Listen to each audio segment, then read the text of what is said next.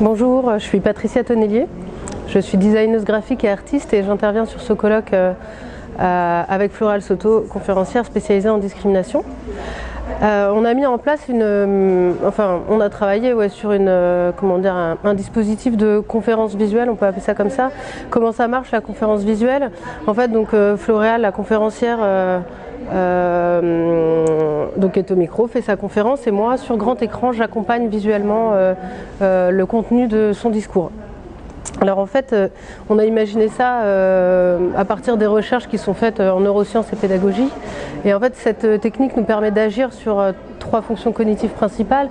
La première, ça va être l'attention. Donc en fait, en mettant en place comme ça un dispositif qui va équilibrer le passage du textuel au visuel et à la performance orale, on maintient une dynamique qui capte l'attention.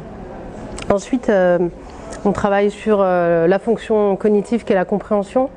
Le fait d'accompagner les discours d'éléments visuels, de construire les schémas au fur et à mesure de ce que décrit Floréal, ça permet de bien s'imprégner et de comprendre des notions qui peuvent être complexes et subtiles aussi. Donc en fait, ça permet en quelques images clés de synthétiser tout ça.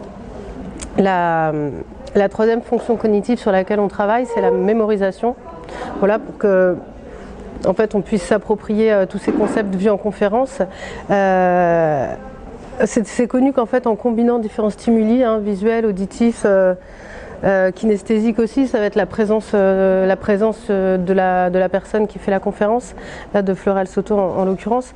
En fait, ça renforce vraiment l'impact mnésique et ça ancre dans la mémoire cet événement-là. Donc voilà, ça nous paraît vraiment important et on a vraiment développé cette technique pour ce format de conférence sur les discriminations, parce que l'idée, comme dans ce colloque, c'est d'essaimer, c'est d'encourager les personnes à passer à l'action, à mettre en place des actions pour lutter contre les discriminations.